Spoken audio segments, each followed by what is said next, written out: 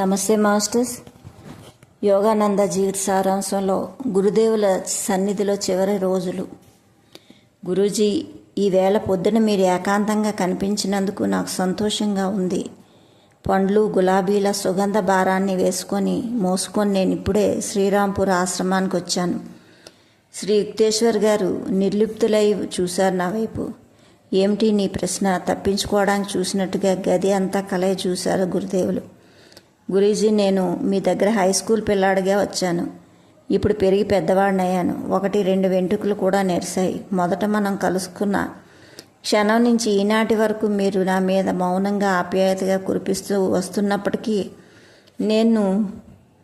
నిన్ను ప్రేమిస్తున్నానని మీరు అన్నది మనం మొదట కలుసుకున్న రోజున ఒకే ఒకసారి అన్న సంగతి మీకు గుర్తుందా అంటూ ప్రాధేయపూర్వకంగా ఆయన వైపు చూశాను. గురుదేవులు చూపులు వార్చుకున్నారు. యోగానంద, మాటలు లేని గుండె చక్కగా పదిలిపరిచే స్నిగ్ధ భావాల్ని పొడి పొడిగా ఉండే మాటల్లో పెట్టాలా అన్నారు.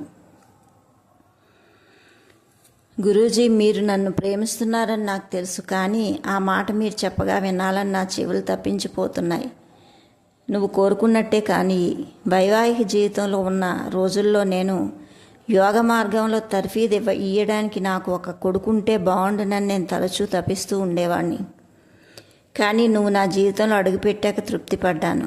నీలోనే నా కొడుకుని చూసుకున్నాను. శ్రీ యుక్తేశ్వర్ గారి కళ్ళలో స్పష్టంగా 2 కన్నీటి బొట్లు నిలిచాయి. యోగానంద, నిన్నెప్పుడూ ప్రేమిస్తూనే ఉంటాను అన్నారు. నీ సమాధానమే నాకు స్వర్గ ప్రవేశానికి అనుమతి పత్రం. ఆయన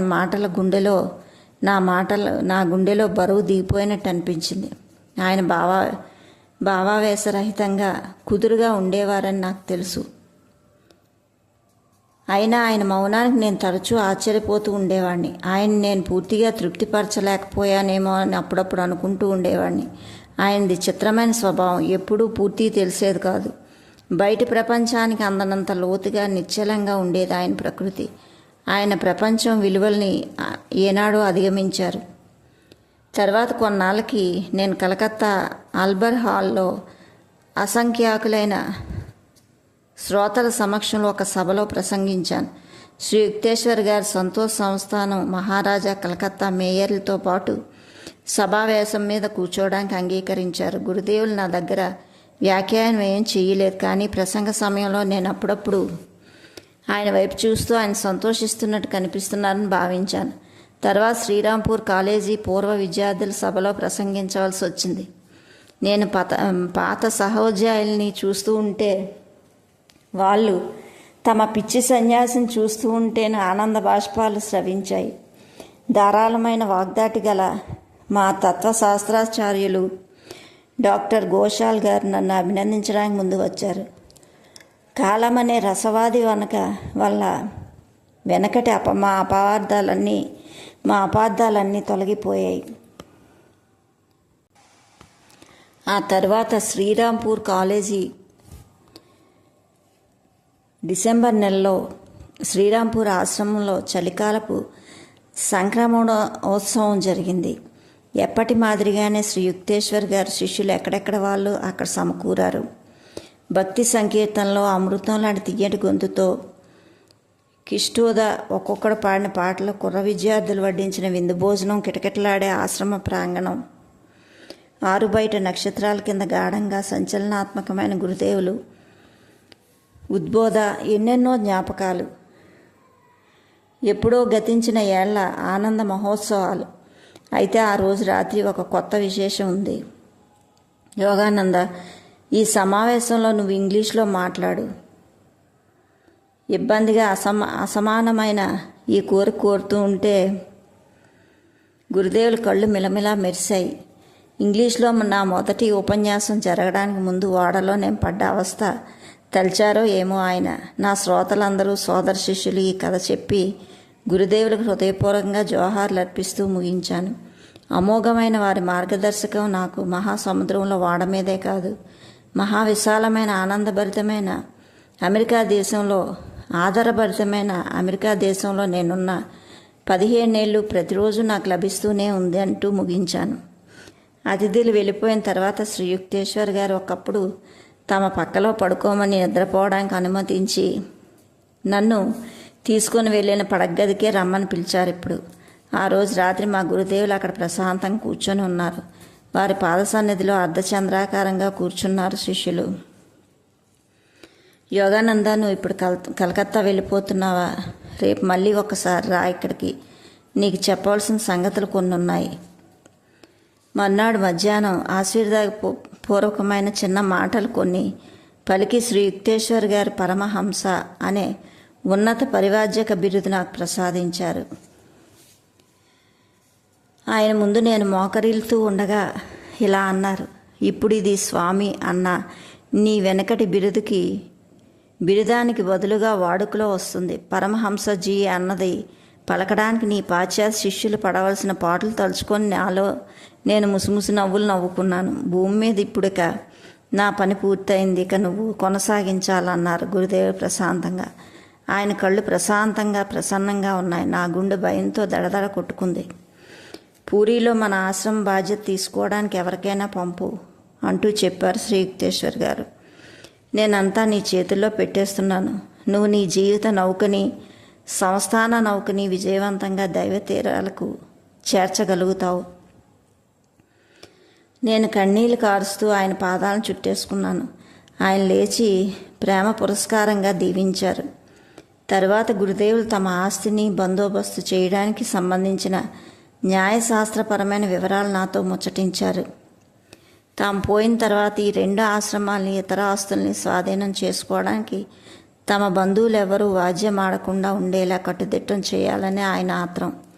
ఆ ఆస్తులను కేవలం ధర్మకార్యాలకే వినియోగించేటట్టుగా పత్రం రాసిపోవాలని ఆయన కోరిక.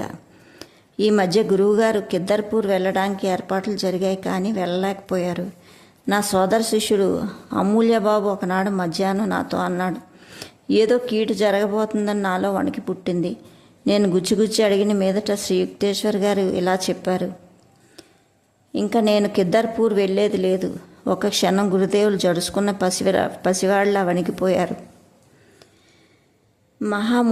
మునుల్లో సైతం దేహమనే ఇంటి మీద మమకారం దాని సహజ ప్రకృతిని బట్టి పుట్టి రవ్వంత ఉంటుంది అని రాశారు పతంజలి మహర్షి. శ్రీ గురుదేవులు చేసే ప్రసంగాల్లో కొన్నిట్లో చాలా కాలం పాటు పంజరంలో పెట్టి ఉంచిన పక్షి తలుపు తెరిచినప్పుడు తనకు అలవాటైన ఇంటికి వెళ్ళిపోవడానికి వెనకాడుతుంది అంటూ ఉండేవారు. గురూజీ, అంత మాట అనకండి, ఇలాంటి మాటలు మరెన్నడూ నా దగ్గర అనొద్దంటూ ఏడుస్తూ మనవి చేసుకున్నాను. శ్రీ యుక్తేశ్వర్ గారి ముఖం ప్రశాంత దరహాసంతో ప్రసన్నమైంది. 81వ పుట్టినరోజు రాబోతున్న ఆయనకు బాగా దృఢంగా ఉన్నారు.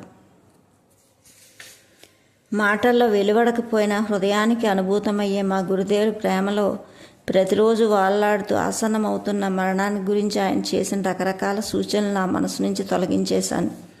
గురుదేవ, అలహాబాద్లో ఈ నెల కుంభమేళా జరుగుతుందండి అంటూ మేళా జరిగే తిథులు ఒక బెంగాలీ పంచాంగంలో గురుదేవులకు చూపించాను. నీకు నిజంగా వెళ్ళాలని ఉందా అన్నారు. నేను తమను విడిచి వెళ్ళడానికి శ్రీ యుక్తేశ్వర్ గారికి ఇష్టం లేదన్న సంగతి పసిగట్టకుండా నేను ఒకసారి అలహాబాద్లో జరిగిన కుంభమేళాలో మీకు బాబాజీ దర్శన భాగ్యం కలిగింది. బహుశా ఈసారి ఆయన దర్శించే భాగ్యం నాకు కలగవచ్చు అన్నాను. నువ్వు వారిని అక్కడ కలుసుకుంటావు అనుకోను. తర్వాత గురుదేవులు మౌనం వహించారు, నా ఆలోచనకు అడ్డు ఇష్టం లేక.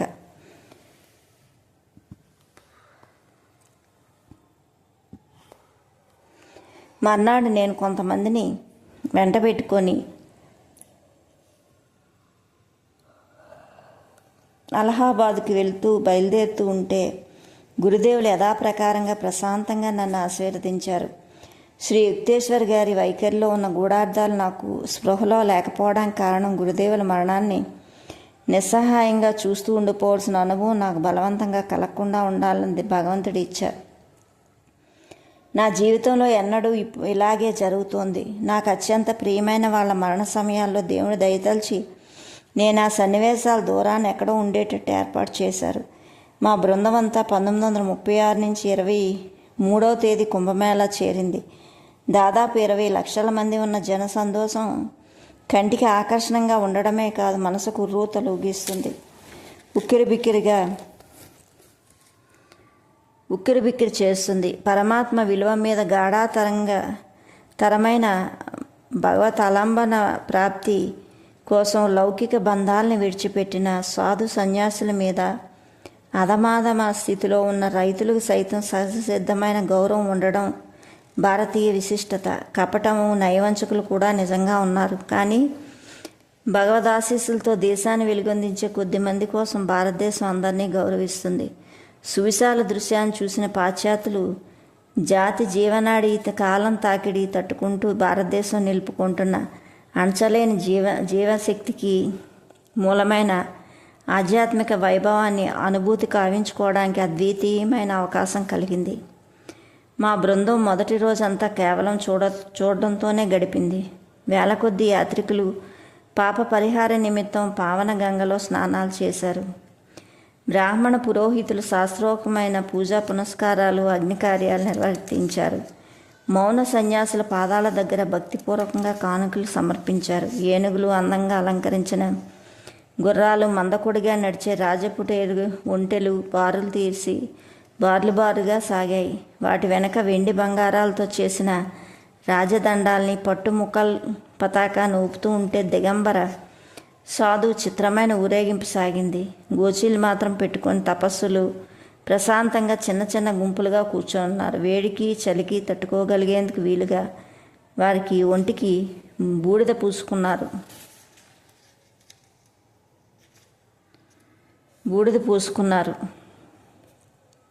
వారి నుదుట ఉన్న చందనం బొట్టు జ్ఞాననేత్రం సూచిస్తుంది. తల నున్నగా గీయించుకొని కాషాయ వస్త్రాలు ధరించి ఒక్కొక్క వెదురుకర్ర, భిక్షపాత్ర చేత పట్టుకుని సన్యాసులు వేల కొద్దీ ఉన్నారు. వాళ్ళు నడుస్తూ ఉంటే శిష్యుల్లో వేదాంత చర్యలు చేస్తున్నప్పుడు కూడా వాళ్ళ ముఖాలు సన్యాసులకు సహజమైన ప్రశాంతితో ప్రకాశించాయి. అక్కడక్కడ చెట్ల కింద మండుతున్న కొయ్య దొంగల గుట్టల చుట్టూ ఆకర్షించే సాధువులు ఉన్నారు. వాళ్ళ జుట్టులు జడలు కట్టి తల మీద చుట్టి ఉంది. వాళ్ళలో కొందరు కొన్ని అడుగుల పొడుగు గల గడ్డాలు ఉన్నాయి. వాటిని చుట్టి ముళ్ళు వేసుకుంటున్నారు. వాళ్ళు ధ్యానంలోనైనా ఉంటారు, లేదా చెయ్యి చాపి దారినిపోయే జనాలను ఆశీర్వదిస్తూ అయినా ఉంటారు. బిచ్చగాళ్ళు, ఏనుగు మీద సాగే మహారాజులు, వన్ని చీరలు కట్టుకుని గలగల్లాడే గాజులతోనూ గల్లుగల్లుమనే కడియాలతో సాగే ఆడవాళ్ళు, వికారంగా చేతులు చాపుకొని ఉన్న పకీర్లు, యోగదండాలను పట్టుకొని వెళ్ళే బ్రహ్మచారులు, అంతరంగానందాన్ని గాంభీర్యంగా దాచిపెట్టుకున్న వినయ సాధుమూర్తులు ఎందరో ఉన్నారు. ఈ కోలాహలాన్ని మించిపోయినట్టుగా అదే పనిగా మోగే గుడిగంటల పిలుపు. మేము మేళాకు వచ్చిన రెండో రోజున నా సహచరులు, నేను వివిధ ఆశ్రమాల్లో తాత్కాలికంగా వేసిన గుడిసెల్లో వెళ్ళి సాధు సత్పురుషులను ప్రమాణాలు చేశాం. ముఠామాయంలో గిరి శాఖ నాయకుల ఆశీస్సులు అందుకున్నాం. చిరునవ్వులు చిందించే నిప్పుల వంటి కళ్ళు, బక్కపల్చని ఒళ్ళు గల తపస్వి ఆయన. తర్వాత మరో ఆశ్రమానికి వెళ్ళాం. అక్కడ ఆశ్రమ గురువులు అప్పటికే 9 ఏళ్ళు మౌనవ్రతంలో ఉన్నారు. పండ్లు మాత్రమే ఆయన ఆహారం. ఆశ్రమ హాల్లో ఆ వేదిక మీద కూర్చున్న అందసాధు ప్రజ్ఞాచక్షు శాస్త్రాలు గాఢంగా అధ్యయనం చేస్తూ పండితుడు ఆయన. అన్ని సాంప్రదాయాల వాళ్ళు ఆయన్ని ఘనంగా గౌరవించారు. నేను వేదాంతం గురించి హిందీలో సంగ్రహంగా ఒక ప్రసంగం చేసిన తర్వాత మేము ప్రశాంతమైన ఆశ్రమంలోంచి బయటకు వచ్చిన దగ్గర మరో స్వామిని దర్శించాం. గులాబీ వన్నె చెక్కిళ్ళు, దృఢమైన భుజాలు కలిగి సుందర రూపులైన సన్యాసి పేరు కృష్ణానంద గారు. ఆయన దగ్గర పెంపుడు ఆడసింహం ఒకటి పడుకొని ఉంది. అడవి జంతువు సన్యాసి ఆకర్షణకి లోబడి అన్నం పాలు తప్ప మాంసం ఏది ముట్టదు. పచ్చటి జూలుగల ఆ జంతువు దీర్ఘ గంభీర గర్జంతో ఓంకార నాదం చేయడం నేర్పించారు ఆ స్వామి. అదొక పిల్లి జాతి భక్తురాలు. తర్వాత చెప్పుకోదగ్గది ఒక పండిత యువ సాధువుతో జరిగిన సంభాషణ. దాని గురించి శ్రీ రైటర్ తన యాత్రా దినచర్య పుస్తకంలో ఇలా రాసుకున్నారు. మేము పోర్టుకారులో కిరుకిరుమనే బల్లకట్టు వంతె మీద దిగువ మట్టంలో ప్రవహిస్తున్న గంగానదిని దాటాం. ఆ జన సమర్థతలో పాము పాకినట్టు ముందుకు సాగి సన్నటి వంకర సందుల్లో వెళ్ళి ఏటివడ్డుకి చేరుకున్నప్పుడు యోగానంద గారు, బాబాజీ, శ్రీ యుక్తేశ్వర్ గారు కలుసుకున్న స్థలం వైపు చూపించారు. కాసేపటికి మేము కారు దిగి సాధువులేసిన మంట నుంచి దట్టంగా వస్తున్న పొగలోంచి జాడు ఇసుక మీద నుంచి కొంత దూరం నడిచేసరికి అక్కడ వేసిన చిన్న చిన్న గుడిసెలు సమూహానికి చేరాం. తాత్కాలికంగా ఆ వాసాల్లో దాని ముందు ఆగాం. దానికి తలుపు లేదు. లోపల ప్రవేశించడానికి చిన్న దారి ఉంది. కరపాత్రిక అనే ఒక యువ సాధువు బస చేస్తుంది ఇక్కడే. విశిష్టమైన ప్రతిభ పేరుకు పొందిన ఆయన అక్కడ ముదురు పసుపచ్చ వన్నె గల గడ్డి చాప మీద బాసింపట్టు వేసుకొని కూర్చున్నాడు. ఆయనకున్న ఒకే ఒక అచ్చాదనం పైపెచ్చు, ఆయనకున్న ఒకే ఒక ఆస్తి భుజాల మీద కప్పుకున్న కాషాయ వస్త్రం. మేము కాళ్ళు చేతులు నేల కాంచి పాక్కుంటూ ఆ కుటీరంలోకి వెళ్ళి ఆ జ్ఞానమూర్తి ప్రమాణం చేసేసరికి దివ్యత్వం ఉట్టిపడే ఆ మొహంలో చిరునవ్వు విరిసింది. ప్రవేశం మార్గం దగ్గర కిరసనాయిల్లాంతర వింతగా అల్లాడుతుంది. గుడిసె గోడల మీద నీడలు ఆడుతున్నాయి. సాధు కళ్ళు సంతోషంతో వెలిగాయి. చక్కటి ఆయన పొలవరుస దగదగా మెరిసింది. ఆయన మాట్లాడే హిందీ నేను అర్థం చేసుకోలేనప్పటికీ ఆయన ముఖ కవళికలు చాలా స్పష్టంగా ఉన్నాయి. ఆయన ఉత్సాహంతో, ప్రేమతోని, ఆధ్యాత్మిక తేజంతో నిండి ఉన్నారు. ఆయన గొప్పతనం విషయం ఎవరికీ సంశయం కలగదు.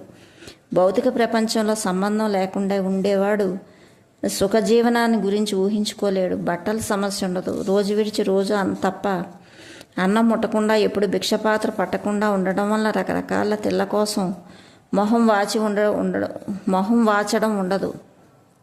ఎన్నడూ డబ్బుతో లావాదేవీలు లేకుండా, వస్తువులేవి దాచిపెట్టుకోకుండా ఎప్పటికీ దేవుణ్ణే నమ్ముకొని ఉండడం వల్ల డబ్బుకు సంబంధించిన లంపటాలు ఏవీ ఉండవు.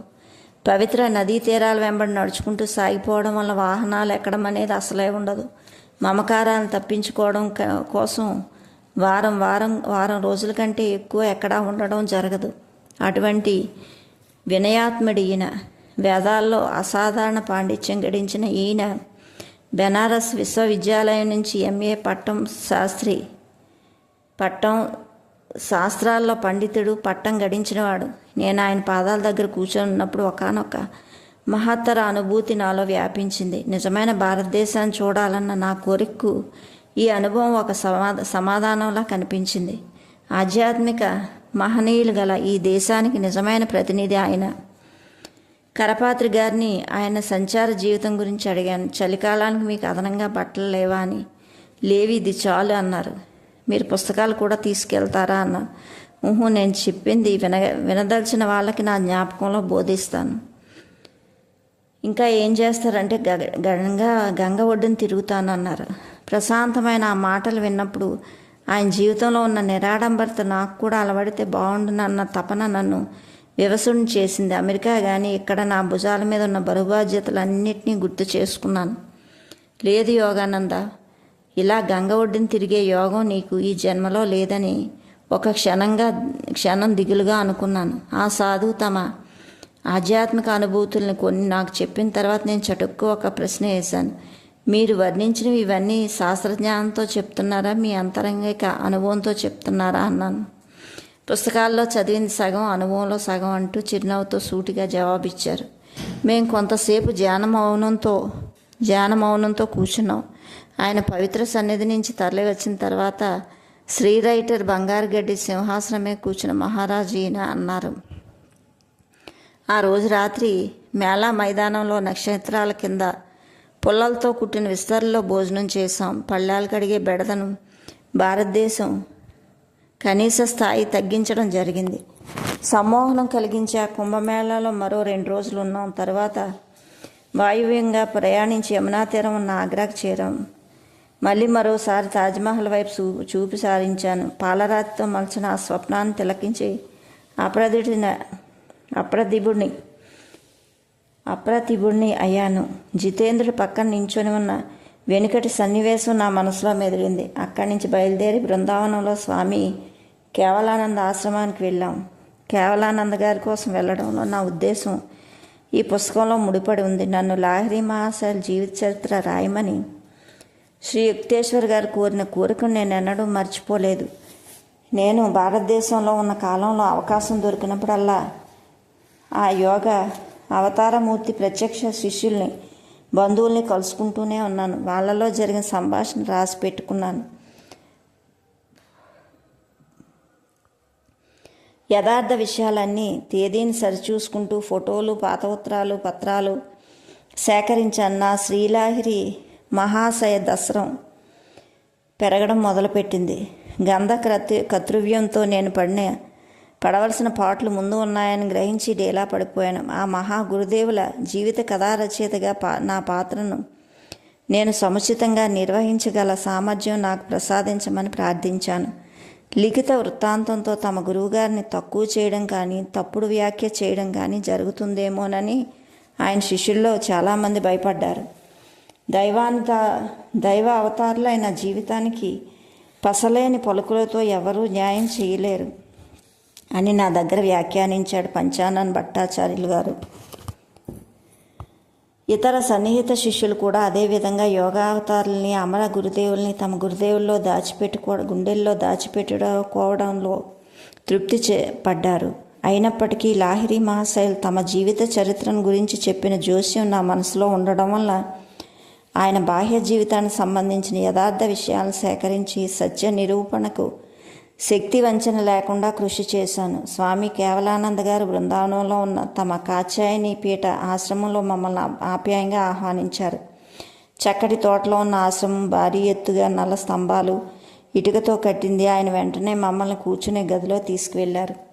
అందులో లాహిరి మహాశయులు పెద్ద ఫోటో ఒకటి ఉంది. ఆ స్వామికి 97 దగ్గర పడుతుంది, కానీ కండలు తిరిగిన ఆయన శరీర బలాన్ని ఆరోగ్యాన్ని కనబరుస్తుంది. పొడిగాటి చుట్టూ మంచులాంటి తెల్లటి గడ్డం, ఆనందంతో మెలమెలమాడే కళ్ళు, మూర్తిభవించిన యథార్థ ఋషి పుంగవుడు. భారతీయ గురువుల గురించి రాసే నా పుస్తకంలో ఆయన గురించి కూడా చెప్పదలుచుకున్నానని నేను ఆయనకు తెలియచేశాను. మీ పూర్వ జీవితం గురించి కొంచెం చెప్పండి అని ప్రాధేయపూర్వకంగా చిరునవ్వు నవ్వాను. ఆ మహాయోగులు సాధారణంగా మితభాషులు. కేవలానంద గారు వినమ్రతా భంగిమ ఒకటి చేశారు. నా బాహ్య జీవితానికి సంబంధించిన చాలా స్వల్పం. నిజానికి నా జీవితం అంతా హిమాలయాల్లో ఏకాంత ప్రదేశంలో గడిచిపోయింది. ప్రశాంతమైన ఒక గుహ నుంచి మరో గుహకు నడిచి వెళ్తూ ఉండేవాడిని. కొద్దికాలం నేను హరిద్వారానికి అవతల ఒక చిన్న ఆశ్రమం వైపు నడిపాను. దాని చుట్టూ పొడిగాటి చెట్లు తోపు ఉండేది. ఎక్కడ పడితే అక్కడ తాచుపాములు విచ్చడవిడిగా ఉండడం వల్ల యాత్రికులు అక్కడికి వచ్చేవారు కాదు. అది ప్రశాంతమైన ప్రదేశం అంటూ కేవలానంద గారు ముసిముసి నవ్వులు నవ్వుతూ ఉన్నారు. తర్వాత గంగకు వరద వచ్చి ఆశ్రమంలో ఉన్న తాచుపాములన్నీ ఊడ్చిపెట్టేసింది. అప్పుడు మా శిష్యులు ఈ బృందావన ఆశ్రమాన్ని కట్టడానికి నాకు తోడ్పడ్డారు. మా బృందంలో ఒకరు ఆ స్వామిని హిమాలయ పులుల బారి నుంచి ఎలా రక్షించుకోగలిగారని అడిగారు. కేవలానంద గారు తల ఊపారు. ఆ ఉన్నత ఆధ్యాత్మిక ప్రదేశాల్లో అడవి జంతువుల్ని యోగుల్ని పీడించడం అనేది అరుదు. ఒకసారి నాకు అడవిలో ముఖాముఖిగా ఒక పులి తారసపడింది. హఠాత్తుగా నేను చేసిన దానికి ఆ జంతువు రాయిలా స్తంభించిపోయింది అంటూ చెప్పారు ఆ స్వామి. వెనకటి జ్ఞాపకాలతో ముసిముసిగా నవ్వారు. అప్పుడు నేను కాశీలో ఉన్న మా గురువుగారిని దర్శించడానికి నా ఏకాంతవాసంలోంచి బయటకు వచ్చేసాను. హిమాలయ అరణ్యాల్లో నేను అంతు పొంతు లేకుండా చేసే సంచారానికి గురువుగారు నన్ను వేళాకోళం చేస్తూ ఉండేవారు. నీ అరికాళ్ళలో చక్రం ఉందన్నారు ఆయన నాతో. పవిత్ర హిమాలయాలు నిన్ను ఆకట్టుకోవడానికి కావాల్సినంత విశాలంగా ఉన్నందుకు సంతోషం. చాలాసార్లు మహాసమాధి ముందు తరువాత కూడా లాహిరి మహాశయులు సశరీరులై నా ముందు సాక్షాత్కరించారు. హిమాలయ ఎత్తు ఆయన చేరలేనిదేమీ కాదు. 2 గంటల తర్వాత మమ్మల్ని భోజనాల గదిలో తీసుకువెళ్లారు ఆయన. నేను లోపల గాబరా పడి నిట్టూరు విడిచాను. మరో 15 వంటకాల భోజనం. భారతదేశ ఆతిథ్యానికి అందుకోవడానికి మొదటి ఏడాది నిండకముందే నేను 50 పౌండ్లు బరువు పెరిగాను. అయినప్పటికీ నా మీద గౌరవంతో ఏర్పాటు చేసిన అంతులేని విందుల్లో శ్రద్ధగా వండిన వంటకాలను తినడం నా మోటుతనం అని అనిపించుకుంటుంది. భారతదేశంలో బాగా లావెక్కిన సన్యాసిని ముచ్చటపడి చూస్తారు. భోజనం అయిన తర్వాత కేవలానంద గారు నన్ను ఒక మారుమూలకు తీసుకువెళ్ళారు. నీ రాక మేము అనుకోనిదేమీ కాదు అన్నారు ఆయన. నీకో కబురు చెప్పాలి. నేను ఆశ్చర్యపోయాను. కేశవానంద దర్శనానికి వెళ్ళాలని ఊహ నేను ఎవరికీ చెప్పలేదు. కిందటేడాది నేను బదరీనారాయణ దగ్గరలో ఉత్తర హిమాలయాల్లో తిరుగుతూ ఉండగా దారి తప్పిపోయాను. విశాలమైన ఒక గుహలో తలదాచుకోవడానికి చోటు కనిపించింది. ఆ గుహలో రాతి నేల మీద ఉన్న ఒక గుంటలో నిప్పులు కణకణా మండుతున్న గుహ మట్టుకు ఖాళీగా ఉంది. ఈ ఏకాంతవాసంలో ఉండే ఆయన ఎవరా అని ఆలోచిస్తూ నేను ఆ మంట దగ్గర కూర్చున్నాను. గుహలో ప్రవేశించే దారిలో పడుతున్న ఎండ మీద నా చూపు నిలిచింది. కేశవానంద, నువ్వు ఇక్కడున్నందుకు సంతోషం. ఆ మాటలు వెనక నుంచి వచ్చాయి. నేను చటుక్కును వెనక తిరిగి అదిరిపడ్డాను. బాబాజీని చూసి అప్రతిమయ్యాను. ఆ గుహలో ఒక మూల భౌతిక రూపంలో సాక్షాత్కరించారు. చాలా ఏళ్ల తర్వాత ఆయన దర్శించినందుకు అమితానందంతో మునిగి నేను ఆయన పవిత్ర పాదాల ముందు సాష్టాంగ ప్రమాణం చేశాను.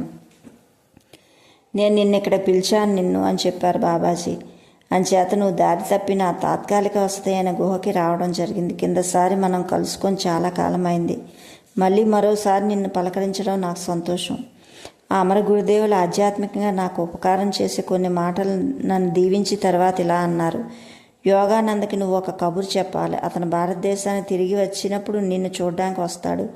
అతని గురువుకు, లాహిరి శిష్యుల్లో ఇంకా బతికున్న వాళ్ళకి సంబంధించిన అనేక విషయాల్లో అతను మునిగి ఉంటాడు.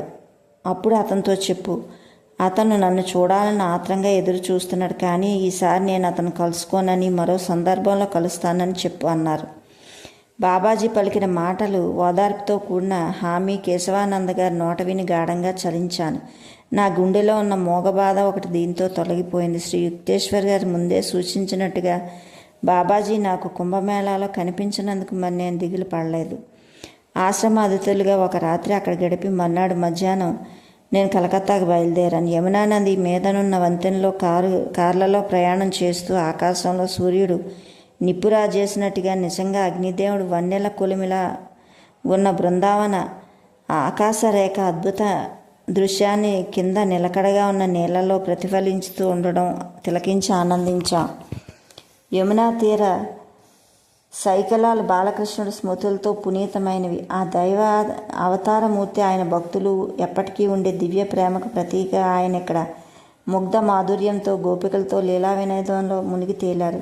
చాలామంది పాశ్చాత్య వ్యాఖ్యలు కృష్ణ భగవాన్ జీవితాన్ని అపార్థం చేసుకున్నారు. కేవలం వాచ్యార్థ గ్రహపరులను పవిత్ర గ్రంథాల్లో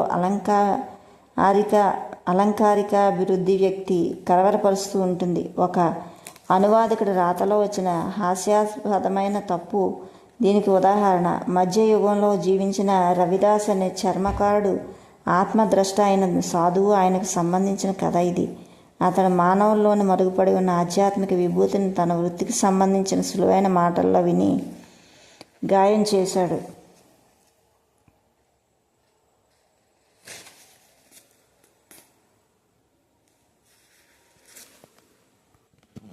ప్రతి ఒక్క బ్రాహ్మణుడి పక్కన ఒక్కొక్క రవిదాస్ కనిపించాడు. ఈ సామూహిక దర్శనానుభవాల చిత్తోడ్లో విస్తృతంగా ఆధ్యాత్మిక పునరుద్ధరణ జరిగింది. మరి కొన్నాళ్ళకు మేము కలకత్తా చేరుకున్నాం. శ్రీ యుక్తేశ్వర్ గారిని చూడాలని తహతహలాడుతూ ఉండగా ఆయన శ్రీరాంపూర్ నుంచి వెళ్ళిపోయినప్పుడు ఇప్పుడు దక్షిణ దిశలో 300 మైళ్ళ దూరంలో ఉన్న పూరీలో ఉన్నారని విని నిరాశపడ్డాను. వెంటనే పూరికి రండాను. ఈ టెలిగ్రామ్ మార్చి 8న అతుల్ చంద్రరాయ్ చౌదరి ఇచ్చింది. ఈ సోదర శిష్యుడు గురుదేవుల కలకత్తా శిష్యుల్లో ఒకడు. ఈ వార్త చెవిన పడగానే దానిలో ఉన్న అంతర్ధానానికి నేను వ్యసనపడి కింద మోకరిల్లి మా గురుదేవుడు ప్రాణం కాపాడమని దేవుణ్ణి మొరపెట్టుకున్నాను. నాన్నగారు ఇంటి దగ్గర నుంచి రైలుకు బయలుదేరుతూ ఉండగా లోపల నుంచి ఒక దివ్యవాణి పలికింది. ఈ రాత్రి పూరికి వెళ్ళకు, నీ ప్రార్థన మన్నించడానికి వీల్లేదు. ప్రభు, గురుదేవుల ప్రాణం కాపాడమని పదే పదే నేను చేసిన ప్రార్థనలు నువ్వు తిరస్కరించి ఉండాల్సి ఉంటుంది కనుక పూరిలో నాతో పెనుగులాటకు దిగడం నీకు ఇష్టం లేదు. అలాగైతే ఆయన నీ సంకల్పం మేరకే ఉత్తమ విధులు నిర్వహించడానికి వెళ్ళిపోవాలా? అంతరికమైన ఆదేశానికి తలవగ్గి ఆ రోజు రాత్రి పూరీ ప్రయాణం మానుకున్నాను. మొన్నాడు సాయంత్రం బండికి బయలుదేరాను. దారిలో 7 గంటల వేళ నల్లటి సూక్ష్మమేఘం ఒకటి ఆకాశాన్ని కమ్మేసింది. తర్వాత మా బండి గర్జన చేస్తూ పూర్వవైపు సాగుతూ ఉండగా నా ఎదుటే శ్రీ యుక్తేశ్వర్ గారి రూపం దర్శనమిచ్చింది. గంభీర భంగిమలో కూర్చొని ఉన్నారు ఆయన. 2 పక్కల 2 దీపాలున్నాయి. అయిపోయిందా అంతా అంటూ ప్రాధేయపూర్వకంగా చేతులెత్తాను. ఆయన తల ఊపారు. తర్వాత మెల్లగా అదృశ్యమయ్యారు. మర్నాడు పొద్దున్న నేను పూరి ప్లాట్ఫామ్ మీద నించొని ఉన్నప్పటికీ అనుకున్నది జరగదని అనుకుంటూ రవ్వంత ఆశ పట్టుకొని వేలాడుతూ ఉండగా నాకు తెలియని వ్యక్తి ఎవరో నా దగ్గరికి వచ్చారు. మీ గురువుగారు పోయిన సంగతి విన్నారా? మరో మాట ఏమీ అనకుండా వెళ్ళిపోయాడు ఆయన. ఆయన ఎవరో, నన్ను ఎక్కడ కలుసుకోవాల్సిందో ఆయనకి ఎలా తెలిసిందో కనిపెట్టడానికి నేను ప్రయత్నించలేదు. మా గురుదేవులు ఆ దుర్వార్త రకరకాలుగా నాకు అందించాలని ప్రయత్నిస్తున్నారని సంగతి గ్రహించి కొయ్యబారిపోయాను.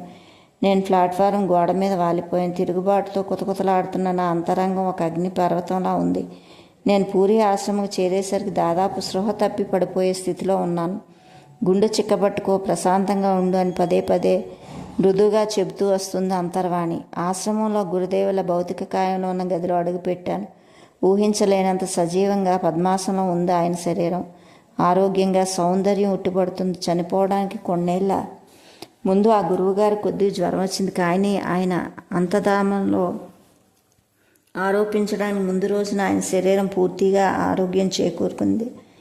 ప్రియమైన ఆయన దేహం వైపు ఎన్నిసార్లు చూసినప్పటికీ దాంట్లోంచి ప్రాణం పోయిందని అనిపించేటట్లేదు. ఆయన చర్మం నున్నగా మెత్తగా ఉంది. ముఖంలో ప్రశాంతమైన దివ్యానందం వ్యక్తమవుతూ ఉంది.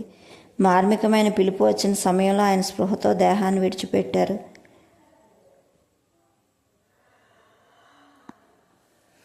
బెంగాల్ సింహం వెళ్ళిపోయిందంటూ వాపోయాను. మార్చి 10న అంత్యక్రియలు జరిపారు. సన్యాసులకు విధించిన సనాతన పద్ధతి కర్మకాండ ప్రకారం శ్రీ యుక్తేశ్వర్ గారిని పూరి ఆశ్రమం తోటలో సమాధి చేయడం జరిగింది.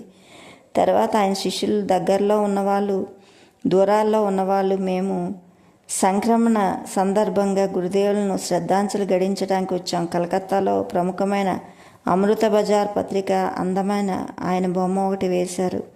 ఆయన గురించి ఇలా రాశారు: 81 సంవత్సరాల వయసు గల శ్రీమద్ స్వామి శ్రీ యుక్తేశ్వర్ గిరి మహారాజ్ మరణ బండార కాండ మార్చి 21 పూరిలో జరిగింది. దీనికి చాలామంది శిష్యులు పూరి వెళ్ళారు అని.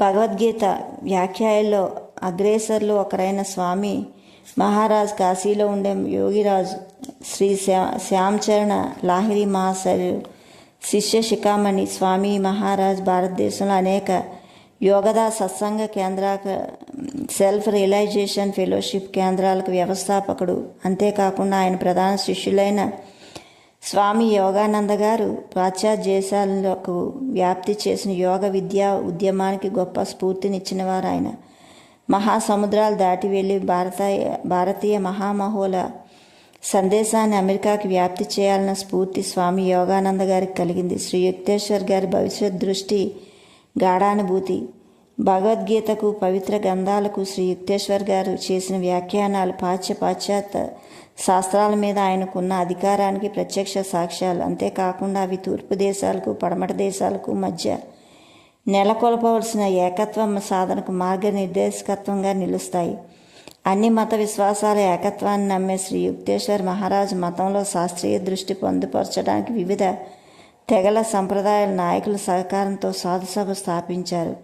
మరణ సమయంలో ఆయన సాధుసభ అధ్యక్ష స్థానానికి తమకు వారసులుగా స్వామి యోగానంద గారిని నియమించారు. అటువంటి మహాపురుషుల మరణం భారతదేశానికి తీరని లోటు. ఆయన సాన్నిహిత్యం పొందే అదృష్టం కలిగిన వారందరూ భారతదేశ సంస్కృతిలో నిజమైన స్ఫూర్తిని, ఆయనలో మూర్తీభవించిన సాధనను తమ అంతరంగాల్లో పొందుపరచుగాక. నేను కలకత్తాకు తిరిగి వచ్చాను. పవిత్ర స్మృతులతో శ్రీరాంపూర్ ఆశ్రమానికి అప్పుడే వెళ్ళగలన అన్న విశ్వాసం లేనందువలన శ్రీరాంపూర్లో శ్రీ యుక్తేశ్వర్ గారి బాల శిష్యుడైన ప్రఫుల్లను పిలిచి అతను రాంచీ విద్యాలయంలో చేరడానికి తగిన ఏర్పాట్లు చేశాను. మీరు అలహాబాద్ మేళాకు బయలుదేరిన పొద్దున్న గురువుగారు రాతి బలమే భారంగా వాలిపోయారని చెప్పాడు ప్రఫుల్ల. యోగానంద వెళ్ళిపోయాడు అంటూ విలపించాడు ఆయన. తర్వాత నిగూఢంగా ఇలా అన్నారు: మరో పద్ధతిలో చెప్పాలని అనిపించింది అతనికి. అప్పుడు ఆయన గంటలు మౌనంగా కూర్చున్నారు. ఉపన్యాసాలతో, తరగతులతో, ఇంటర్వ్యూలతో, పాత స్నేహితులను తిరిగి కలుసుకోవడంలో గడిచిపోయే ఆ రోజులు. పైకి నవ్వుతూ నిర్విరామమైన కార్యకలాపాల్లో మునిగి ఉన్న సర్వానుభూతి సైతం తటాకాల మధ్య అనేక సంవత్సరాల పాటు యథేచ్ఛగా ప్రవహిస్తూ వస్తున్న ఆయన ఆనంద నది ఈ విషాద సంఘటన అనే వాగు కలవడం వల్ల కలుషితమైపోయింది. ఆ దివ్య దృష్టి ఎక్కడికి వెళ్ళాడు అంటూ నా అంతరంగాల్లో నిశ్శబ్దంగా అరిచాను. ఆ దివ్య ఋషి ఎక్కడికి వెళ్ళారు అంటూ నా అంతరంగ అగాతాల్లోంచి నిశ్శబ్దంగా అరిచాను. సమాధానం లేదు. గురుదేవుల విశ్వ ప్రేమాస్పదుడైన పరమాత్మతో పూరిగా ఐక్యం కావడానికి మంచిది అని నా మనసు నాకు నచ్చ చెప్పింది. అమరలోకంలో ఆయన శాశ్వతంగా విరాజిల్లుతున్నాడు. ఆయన మరెప్పుడు పాత శ్రీరాంపూర్ భవనంలో నేను చూడలేకపోవచ్చు అంటూ హృదయం విలిపించింది. ఇక మీదట ఆయన్ని కలుసుకోవడానికి నీ స్నేహితులను తీసుకొని వచ్చి ఇదిగో చూడండి భారతదేశ జ్ఞానావతారులు ఆయన అని సగర్వంగా చెప్పుకోలేను. మా బృందం జూన్ నెల తొలినాళ్ళలో బొంబాయి నుంచి బయలుదేరి పాశ్చాత్య దేశాలకు వెళ్ళడానికి శ్రీ రైటర్ ఏర్పాటు చేశారు. మే నెలలో కలకత్తాలో వీడ్కోలు విందులు ప్రసంగాలు జరిగిన తర్వాత 15 రోజులకు మిస్ బ్లెట్స్ శ్రీ రైటరు నేను పోర్టుకారులో బొంబాయికి బయలుదేరాం. మేము అక్కడ చేరిన తర్వాత ఓడ అధికారులు మా ప్రయాణం రద్దు చేసుకోమన్నారు. మా పోర్టుకారు ఆ ఓడలో చోటు లేకపోవడానికి దానికి కారణం. ఆ కారు మళ్ళీ మాకు యూరప్లో అవసరమవుతుంది. పర్వాలేదు అన్నారు శ్రీ రైటర్ విషాదంగా. నేను మళ్ళీ ఒకసారి పూరి వెళ్ళాలనుకుంటున్నాను అని మనసులో ఇలా అనుకున్నాను. మళ్ళీ మరోసారి నా కన్నీరు గురుదేవుడి సమాధిని తడపాలి అని. Okay masters, like, share, subscribe. Thank you.